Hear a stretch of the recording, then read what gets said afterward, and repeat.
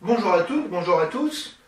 On se retrouve aujourd'hui pour notre 15e épisode de l'arrêt du jour.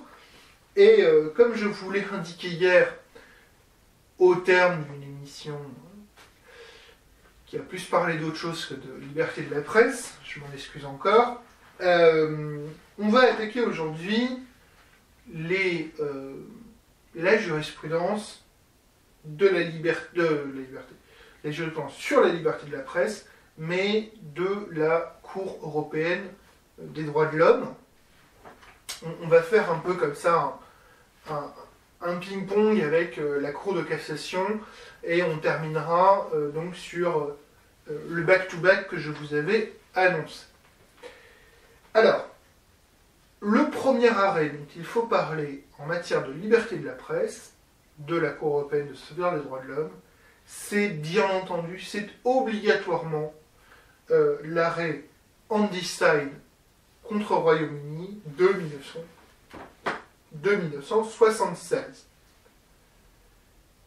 Alors là, clairement, si vous ne l'avez pas dans vos fiches, si vous ne connaissez pas cet arrêt, et que vous passez le grand oral du CRFPA, je vous invite à courir lire les fiches de la CEDH, lire l'arrêt sur le site de la CEDH ou autre. C'est un arrêt qui est absolument essentiel, c'est un arrêt qui va poser les bases de la jurisprudence de la Cour sur la question. C'est un arrêt qui est c'est un arrêt qui est à la fois un arrêt essentiel pour la liberté de la presse et pour la liberté d'expression. Alors pourquoi la Cour va nous indiquer dans cet arrêt que la liberté d'expression est l'un des fondements essentiels d'une société démocratique et l'une des conditions primordiales de son progrès et de l'épanouissement de chacun. Alors, la Cour, bien entendu, indique qu'il peut y avoir des restrictions, qui sont d'ailleurs posées par l'article 10 de la Convention, et que ces restrictions que la liberté de la presse, la liberté d'expression, vaut non seulement pour les informations, les idées accueillies avec faveur, ou considérées comme inoffensives ou indifférentes, mais aussi pour celles qui heurtent, choquent ou inquiètent l'État ou une fraction quelconque de la population. Ainsi, le veulent le pluralisme, la tolérance et l'esprit d'ouverture sans lequel il n'y a pas de société démocratique. Et ça vaut pour la liberté d'expression, ça vaut pour la liberté de la presse, ça vaut pour la liberté d'information. On est vraiment à l'un des arrêts marquants, à l'un des arrêts fondateurs pour les trois libertés. D'où le fait que c'est quand même un arrêt à connaître absolument. Alors, la Cour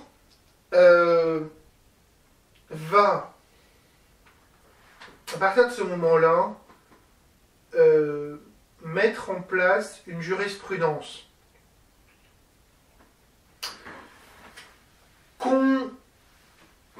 qu'on peut critiquer, mais qu'on doit, dont il faut connaître les marqueurs. Et les marqueurs essentiels de cette jurisprudence, ce sont en premier lieu 7 éléments de nécessité pour une société démocratique. La liberté d'expression, la liberté de la presse est un élément essentiel, un des fondements essentiels de société démocratique. Et par la suite, on le verra, il y aura d'autres éléments qui vont entrer en jeu. Il y aura une définition qui va être donnée de la nécessité pour une société démocratique, mais dès 1976, les bases sont posées, c'est-à-dire que on parle de tout type d'informations, même si elles doivent être inoffensives ou indifférentes.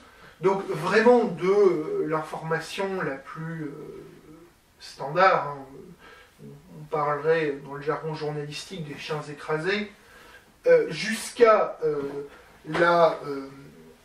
celles qui vont heurter, choquer ou inquiéter l'État ou une fraction quelconque de la population. Et là, on est beaucoup plus, alors surtout en 1976, où on sort de deux scandales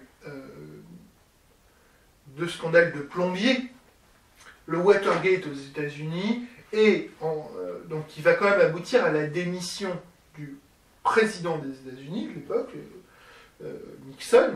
Je vous invite à voir sur ce point Les Hommes du Président, le film Les Hommes du Président, qui retrace l'enquête des deux journalistes du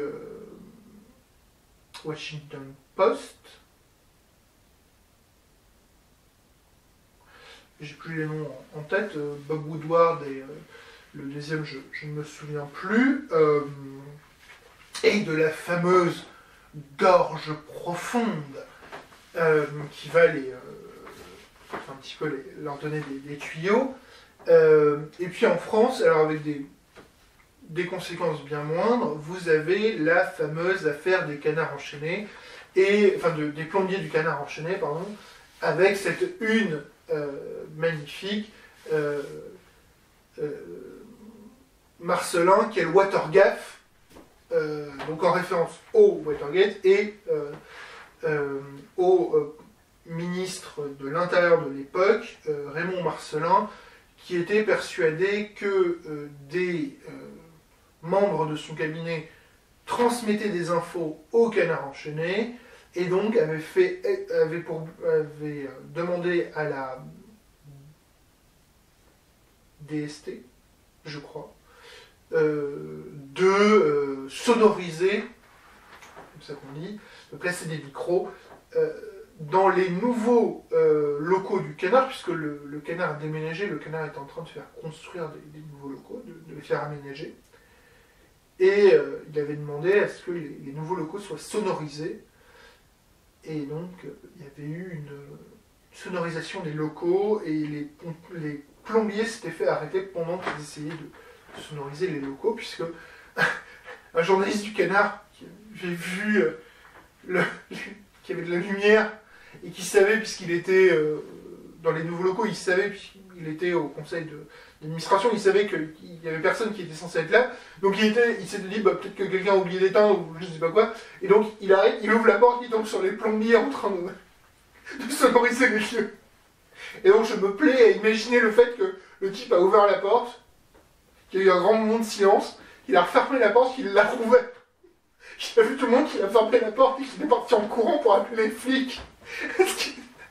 Attendez, les gens qui sont en train de commettre un cambriolage chez nous. Et en fait, c'était des personnes de la DST. Voilà, hein, personne n'est parfait, mais c'était quand même une belle gaffe.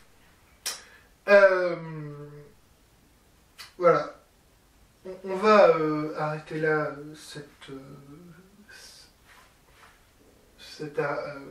voilà. On va arrêter là cet épisode de l'arrêt du jour. Je vous remercie de nous suivre. On se retrouve demain pour un nouvel épisode de l'arrêt du jour. Et ce coup-ci, on va donc revenir en France et on va s'intéresser à une décision de la Cour de cassation sur la question. Bonne journée à tous. Au revoir.